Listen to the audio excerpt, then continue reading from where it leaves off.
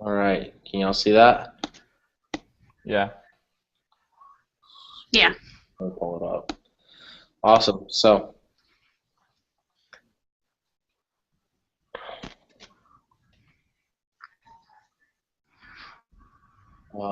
I guess I'll take the first one. It says if the consumption schedule shifts downward and the shift was not caused by a tax change, then the savings schedule, and I put will shift upward. And that's what I put. Yeah, same here. Okay. And the second one is the so-called wealth effect will result in households, and I put spending more and saving less. Yeah. Yep. Okay. All right. Should I go, or do you want to go, Vonda? You can go ahead and go, Rick. All right. Number 3 says, as the consumption and savings schedules relate to real GDP, an increase in taxes will shift. I chose the second option, downward, both the consumption and savings schedule. And that's what I picked. Okay, that's what I had. All right. Then 4, a lower real interest rate typically includes consumers too. I chose the third option, purchases more goods that are bought using credit. And that's what I chose. All right. All right. Okay, so number 5. Refer to the above figures with consumption schedules in Figure A and savings schedules in Figure B, which correspond to each other across different levels of disposable income.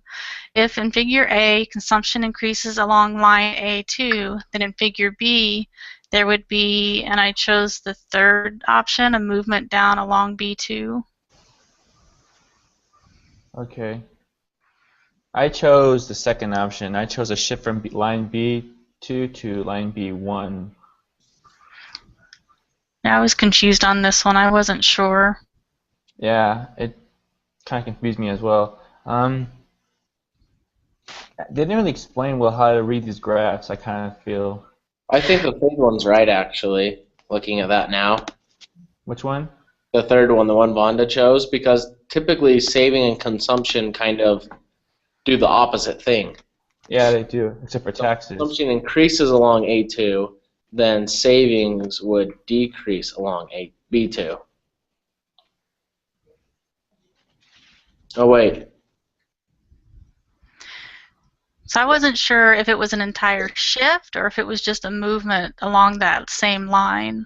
Yeah, that was my issue as well. I was trying to figure out, is this a movement here or is this a shift? Because Shift. if it's a shift, then there'll also be a shift as well for the other one. Oh, sorry, it's a movement because it says increases along the line. It says the same line. Okay, then it would be a movement. And since it's a movement up on consumption, it should be a movement down on saving. So it'll be the third option, right? Yep. Okay. Okay, so number 6. If businesses feel more optimistic about the state of the economy, then this change is likely to, and I chose the last one, shift the investment demand curve to the right. Okay. I chose the first one and the last one. I guess the last one's correct. I just couldn't understand the difference between what's the movements happening or if it's a shift happening. Yeah, I think that's like a direct quote almost. Yeah, I think so. Okay. All right, 7, right? Yeah. The Yep. variability of business profits, and I'm not sure, I put yellow, helps explain the instability of investments over time. That's the one I picked. I didn't understand this one. So I just chose the last option. I thought it was the last option. Causes the variations in consumption spending over time. Because consumption and saving go together. The profits, though, investment and what's the other one that goes with it? And the interest rate. Interest rate? Okay. So I don't know which one is it, but that's what I thought.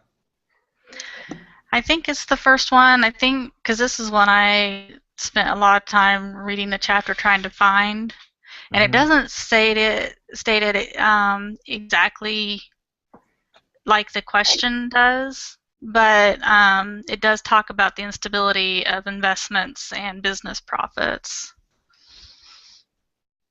Okay. Okay. I think you might be right then. I mean, variability.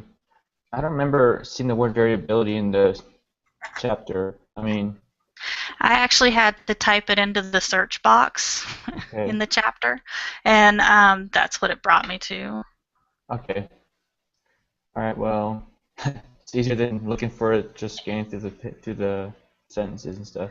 Yeah, it was seriously. It was. I was spent like 15 minutes reading through the chapter trying to find it again. I was like, I'm just going to use the search box, and that's what it brought up. I should do that next time then. Yeah. All right. Okay, then I got 8 and 9. Number 8, personal saving is equal to, which is the third option, disposable income minus consumption. That's pretty obvious. Yep. Yep. All right, and number 9, the fraction percentage of total income which is consumed is called the, I chose consumption schedule.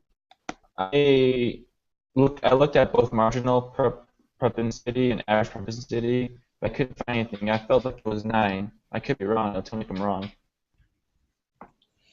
I thought it was the fourth one because the fraction, the average propensity to consume, measures the consumption out of the total income. So it shows you that fraction or percentage. Yeah, I chose the last one too. Okay, I'll try that. All right. Okay, so I have 10 and 11.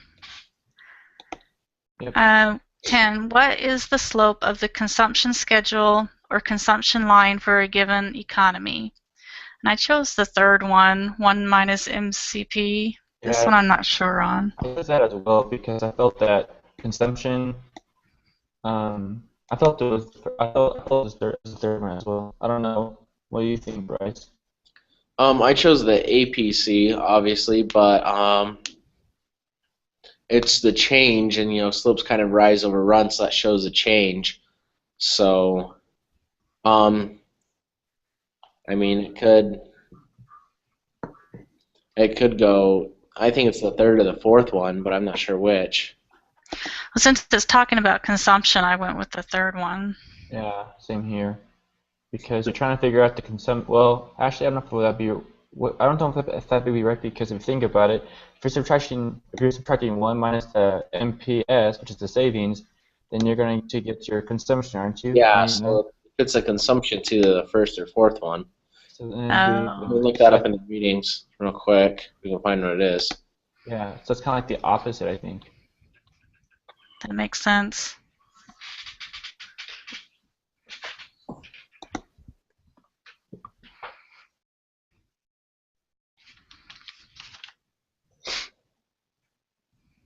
The MPC and MPS slopes.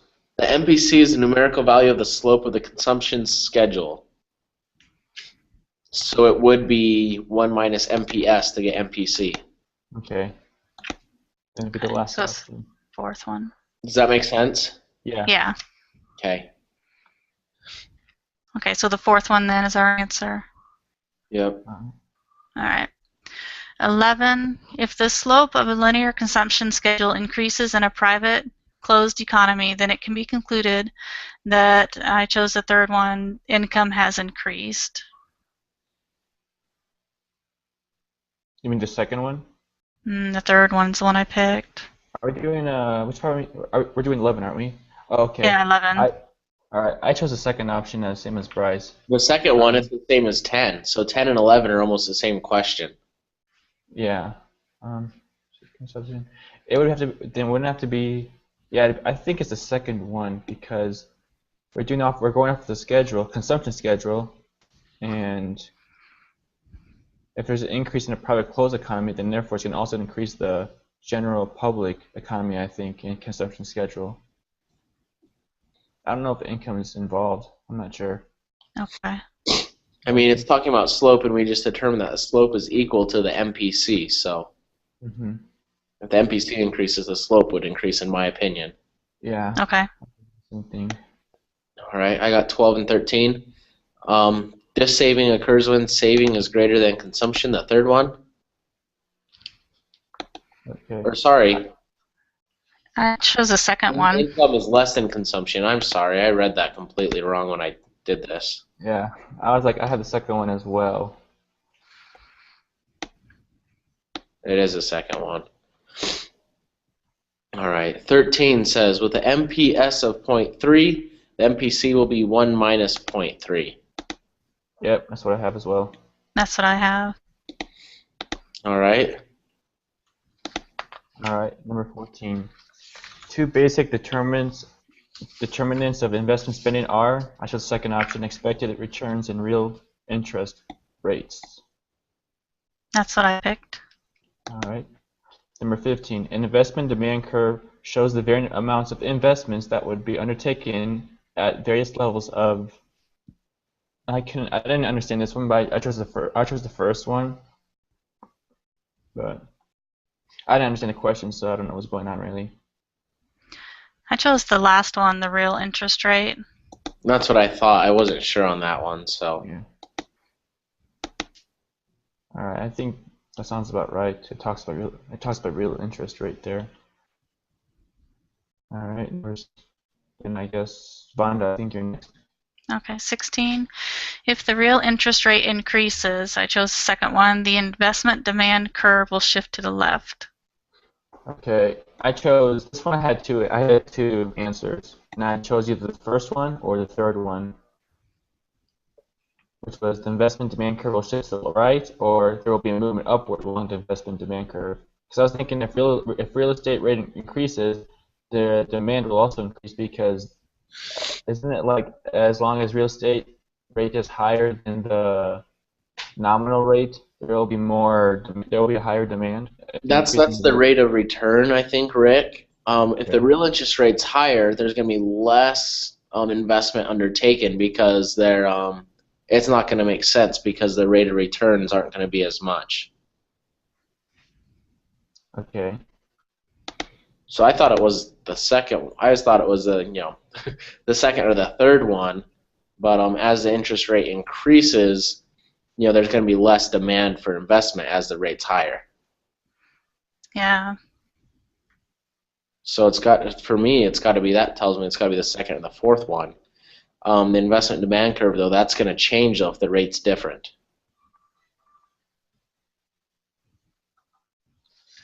You got to stay in the same curve. You got to move the curve because the rate's completely different. So you got to redraw the curve. Yeah. Mm-hmm. Does that make sense to anyone? Or Well, if I'm wrong, tell me I'm wrong. But turn off the second one then. I chose the second one, but I'm not 100% sure it's correct. Because the second and third one, the difference is that the curve's actually shifting, whereas this other one is just there's a movement along the curve, along the line that is. I think it's a movement if I think about it, because I don't know. I think that I don't know. What do you think, Bryce? Do you think that an increase in rate would make a movement along the line, or it'll change it? It'll cause a shift to the curve. yeah, so I'm gonna look at it a little bit. Okay. See if I can find something in the book again.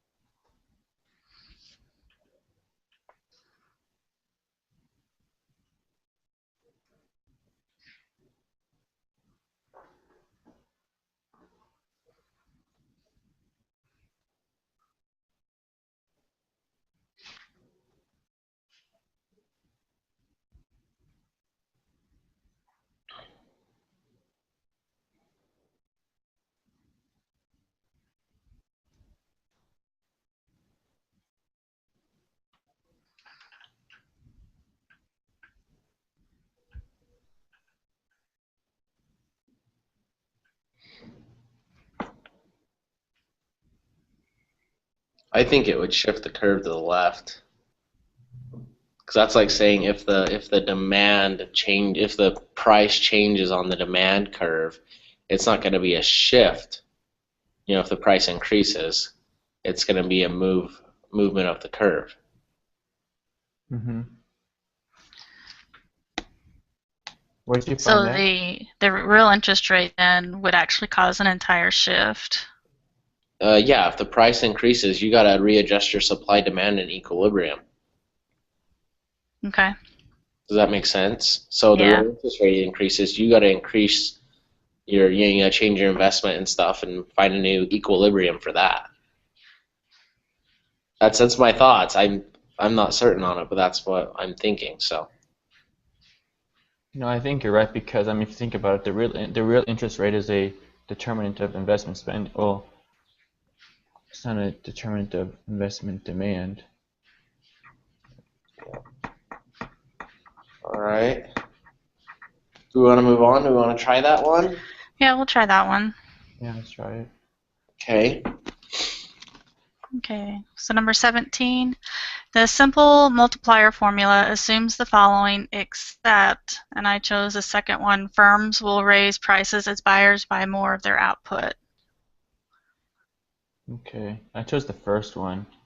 The economy has excess capacity and room to expand output. So it's saying the simple multiplier, all of these are true except for one. Yeah. Right. So, um,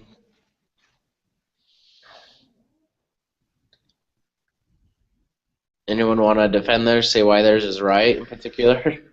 I was trying to find where I found my answer. I think it's in the section, how large is the actual multiplier effect? Trying to just see exactly, because it didn't say it specifically. It was kind of a process of elimination. Mm-hmm.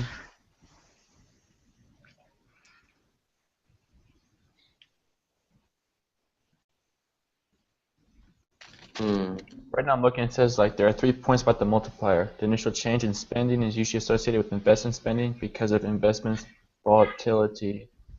The changes in consumption, net exports, and government purchases also lead to the multiplier effect. Spending results from a change in the real interest rate and or a shift of the investment demand curve. And implicit in the preceding point is that the multiplier works in both directions. An increase in initial spending will create a multiple increase in GDP, while a decrease in spending will create a multiple decrease in GDP.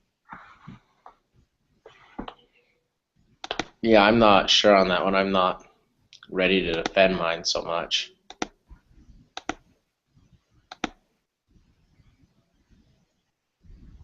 Right.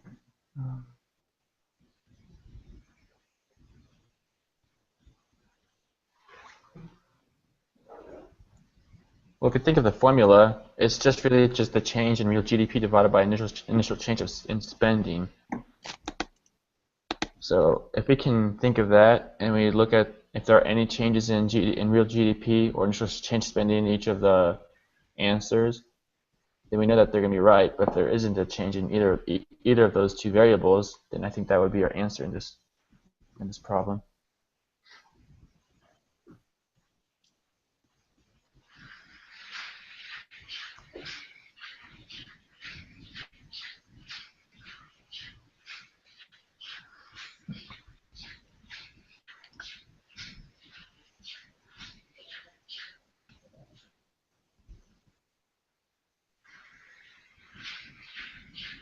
Yeah, I'm not sure on that.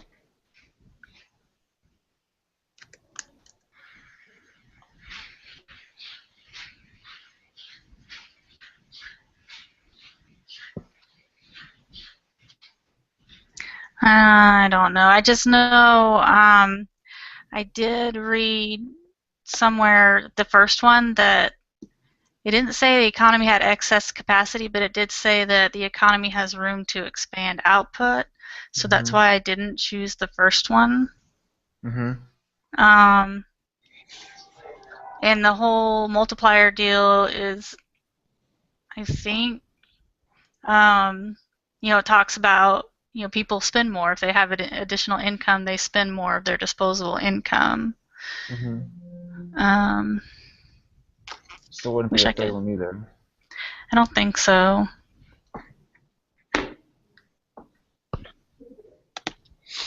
Yeah, And I'm it's not sure. I think maybe the solution is where if we can't figure it out, where Vonda's kind of the one to Yeah. test it out. She can kind of go with her gut. I say we just go. I think we should go with the second one. I feel I don't know what else. I don't know how to. I don't remember what I was thinking when I chose mine. So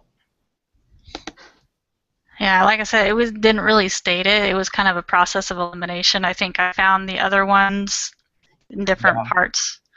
So you're going with which one then? The second one? yeah, I'll go with the second one. Okay. All right. And who's got 18? I have it. All right. It says if households and economies save more of an extra income than they earn, then the multiplier effect will. I chose increase. Okay.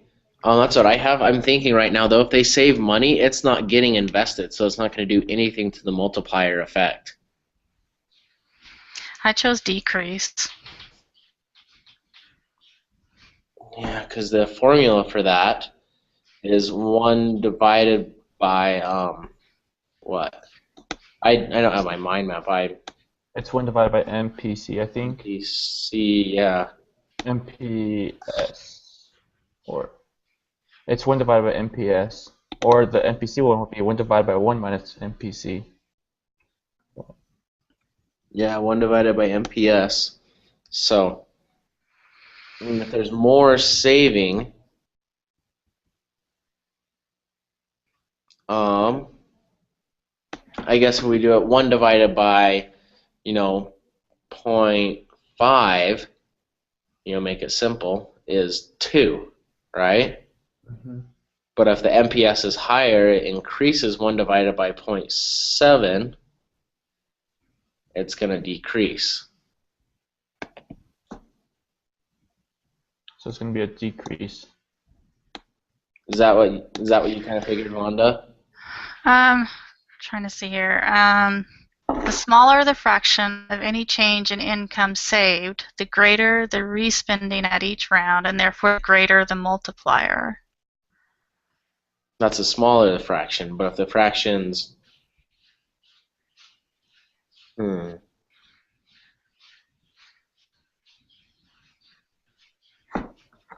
Yeah, I'm not sure. I think it's decrease. I think it might be decreased too. Is that what you had, Wanda? Yeah. Do we want to go with that? That seems like it'd be more right. I kind of crammed. I got 2 midterms and a couple papers and a test this week, so I've got a lot. So I have all my econ stuff done but this for the week. So I kind of get fun on Sunday though. So all right. Yeah, we'll go with 1 that to one. 19. All right. The Wait, change in go ahead. Okay. So the change in real GDP resulting from an initial change in spending can be calculated by. I chose multiplying by the multiplier by the initial change in spending, which is the third option. That's what I chose. Okay, that's what I had. All right. And the last one, the simple multiplier 1 divided by MPS. I chose the third option, which is overstates the actual multiplier because it includes leakages instead of excluding them. I don't know. I thought it would be including leakages because you're overstating it. I chose the last one. The last one. Yeah. Because it excludes the domestic spending. So it doesn't include any of that. And so it's overstating what the actual multiplier is. Is that right? It overstates the multiplier. Yeah, for sure. I remember that. I remember. Yeah. Now, does it include? Yeah, I thought it excludes. It excludes. Yeah, it excludes taxes because MPS does not quite equal that. That doesn't equal how much is paid in taxes and consumption. Right. So it excludes those. It's included in MPC in the actual consumption, but not everything goes towards consumption and saving. Mm-hmm. Does that make sense? Yeah. All right. Are we good to submit it then? Sounds good to me. Let me Okay. see. Do you have them in yet, Vonda? No, hold on just a second.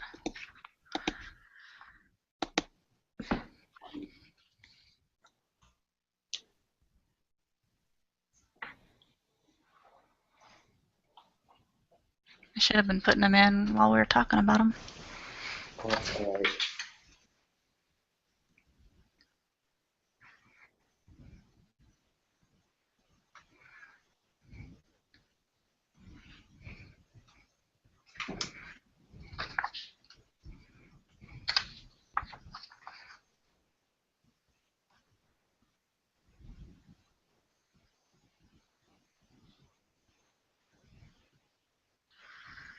My laptop is running really slow today.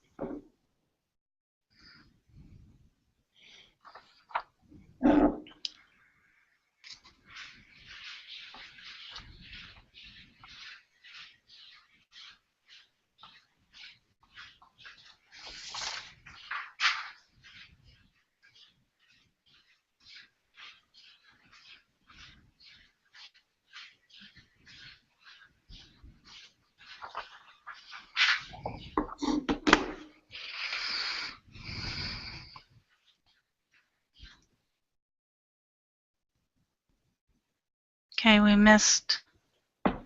got a 90. Let me see which ones we missed. Let's just go through question one's the third one, right? Do what? Question one's the third option. Yeah, it shows me which one is missed and which one is the correct Okay. answer. So we got number 5 wrong.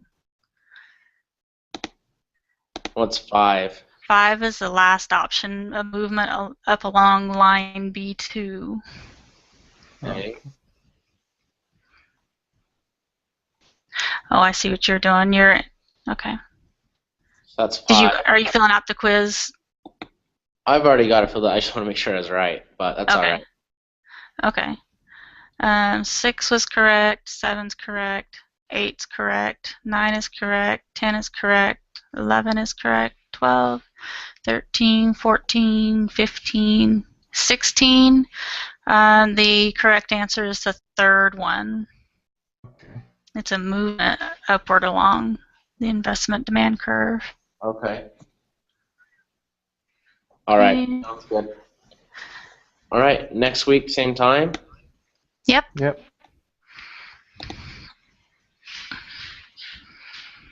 All right. Sounds good to me. 7:20, right? Yeah. 7:20. All right, sounds great. All right, we'll see you then. All right, thanks, guys. Yep, bye. Bye. Bye.